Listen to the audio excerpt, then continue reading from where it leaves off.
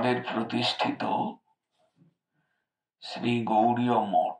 তিনি এই মঠের নাম দিলেন গৌড়ীয় মঠ। গৌড়ীয় নাথের সেবা বিলাসের জন্য মঠ। তিনি প্রথমে চৈতন্য মঠ নাম দিয়েছিলেন। তার প্রথম স্থাপিত মঠ চৈতন্য মঠ।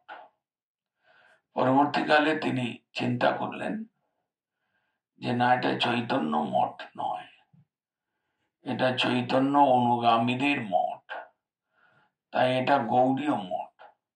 স্থানে স্থানে আর যত মঠ তিনি স্থাপন করলেন তিনি গৌড়ীয় মঠ নাম দিলেন। কেননা গৌড়ীয় যারা হবেন তাদের বাসভূমি হবে, তাদের ভজন ভূমি হবে। যারা গৌড়ীয়দের দ্বারা আকৃষ্ট হয়ে আসবেন তারা ক্রমে শিক্ষা লাভ করে তারা গৌড়ীয় হতে পারবেন।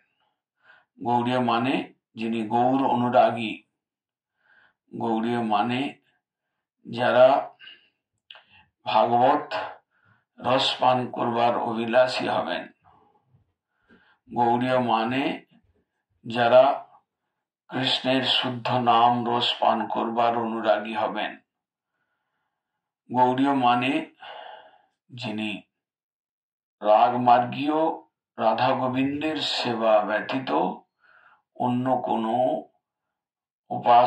উপাসনার বস্তুর প্রতি আগ্রহশীল বা যত্নশীল বা আকৃষ্ট হবেন না। গৌড়ীয় অর্থাৎ যিনি রাধা গোবিন্দ দেবের, রাধা গোপীনাথের, রাধা মদন মোহনের উপাসক হবেন। অন্য যত প্রকার দেব দেবী, অন্য যত প্রকার ভগবত অবতার, অন্য যত প্রকার ভগবানের বিলাস মূর্তি যাই থাক না কেন, যারা আরাধ্য ভগবান ব্রজেশ তনয় যাদের কাছে স্থির হয়েছে, অন্য কোনো দিকে যাদের মন ধাবিত হয় না, তাই গৌড়ীয় মঠে শিব দুর্গার মূর্তি বসেন না, তাই গৌড়ীয় মঠে গণেশ পার্বতী এদের মূর্তি বসানো হয় না, তাই গৌড়ীয় মঠে রাম লক্ষ্মণ সীতার মূর্তি স্থাপিত হয় না, তাই গৌড়ীয় মঠে নারায়ণের মূর্তি স্থাপিত হয় না। কেন? যে ভগবানের ওই সকল অংশ, কলা বিকলা বা ভগবানের বিলাস মূর্তি বা ভগবানের ঐশ্বর্য মূর্তি বা ভগবানের যে মর্যাদাময় বিগ্রহ, তা অপেক্ষা শ্রেষ্ঠতম রসবিচারে যিনি রসিক শেখর, যিনি ব্রজেন্দ্র নন্দন, যিনি গোপেন্দ্র নন্দন, যিনি রাধা রমন, যিনি গোপীনাথ গোপী রমন, তাদের উপাসনা যারা করেন, নিষ্ঠার সঙ্গে করেন, অন্য কোনো প্রকার আকর্ষণ যাদের মনকে বিচলিত করে না, এইরকম গৌড়ীয়দের স্থান করলেন, তাই তিনি গৌড়ীয় মঠ নাম দিলেন।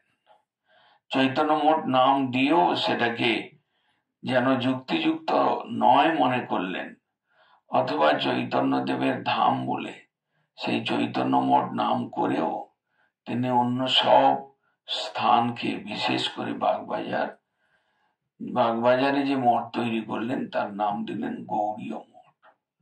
গৌড়ীয় গণের আরাধ্য দেব এখানে কেবল রাধা গোবিন্দের সেবা, এখানে কেবল চৈতন্য মহাপ্রভু মতমিদম তস্যাদর ন পর, চৈতন্য মহাপ্রভুর মতের আদর, চৈতন্য মহাপ্রভুর প্রশেষ ধরে রাধা গোবিন্দের সেবা, এ ব্যতীত অন্য কোনো সিদ্ধান্ত, অন্য কোনো প্রকার ভাব যেখানে প্রবেশ করে না, করতে দেওয়া হবে না, এইরকম একটা স্থান তিনি রচনা করে তার নাম দিলেন গৌড়ীয় মঠ। তাই তিনি পরবর্তীকালে কোনো সময় বললেন যে আমার এই প্রচার ফলে হাজার হাজার ভক্ত অনুগামী আমার পেছনে এসেছেন, আমার সঙ্গে সাথ দিয়েছেন ঠিকই, কিন্তু আমি জানি তাদের মধ্যে অধিকাংশই গৌড়ীয় মঠের প্রাচীরের বাইরের লোক। তারা তিলকমালা নিয়ে হরিনাম করছেন, তারা মন্দির মার্জন করছেন, তারা মন্দির পরিক্রমা করছেন, তারা পাঠ শুনছেন, তারা গৌড়ীয় বলে নিজেদেরকে অভিমান করছেন, তারা গৌড়ীয়দের মধ্যে ঢুকে বসে আছেন, কিন্তু তারা গৌড়ীয়দেরকে চিনতে পারেন না, কেননা তারা গৌড়ীয় হতে পারেন নাই, গৌড়ীয় ভাব তারা বুঝতে পারেন নাই।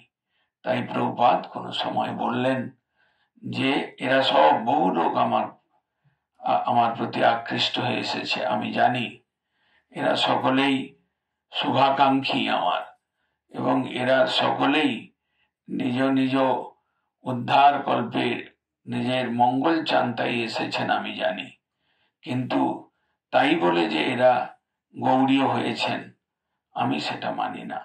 আমি জানি যে অন্তর থেকে এদের মধ্যে গৌড়ীয় হতে পারেন নাই অধিকাংশ লোকই রয়েছেন।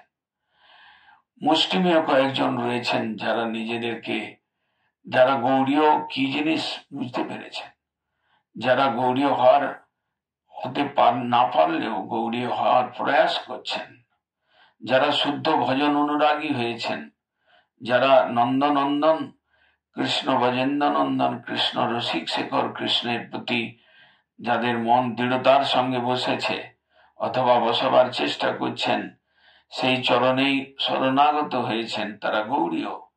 এবং সেই সকল গৌড়ীয়দের জন্য এই গৌড়ীয় মঠ। এখানে পাঁচমিশালি ভক্তি যাজন বা ছল কপট ধর্ম যারা যাজন করবেন, যারা লাভ পূজা প্রতিষ্ঠা কামাবার জন্য আসবেন, তাদের জন্য স্থান নয়।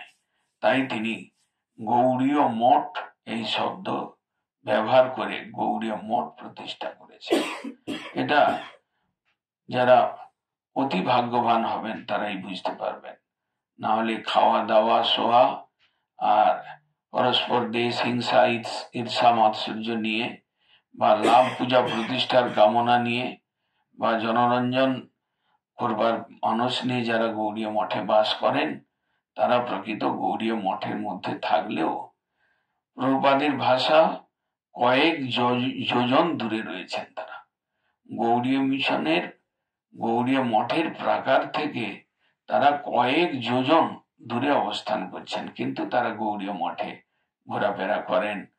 গৌড়ীয় ভাব তাদের মধ্যে আসে নাই, গৌড়ীয় কি জিনিস তারা বুঝতে পারেন নাই, এবং আমার ভাবধারা, চৈতন্যদেবের ভাবধারা, রাধা গোবিন্দের শুদ্ধ সেবা প্রেম সেবা তারা কিছু বুঝতে পারেন নাই। বাঞ্ছা কল্পতরু।